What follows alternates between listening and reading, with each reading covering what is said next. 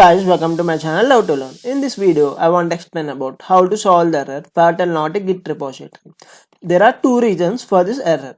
If you observe here, the test1 folder, inside I have a file, and when I'm trying to open it from some command prompt and try to check for execute some git command, I'm getting this error. The reason is it's not a Git repository, but you are trying to execute a git command. So if you want to make it a Git repository, you need to execute this command, initialization of git repository.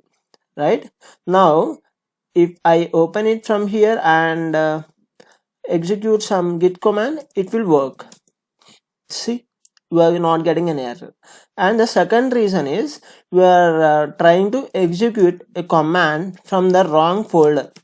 If you observe, in my test folder I have a yt_help, which is a git folder, but I am executing the command from the wrong folder. Right now, if I go inside this folder and execute some git command, I will not get this error. I hope you guys got it, how to resolve the error. If you like my video, please subscribe.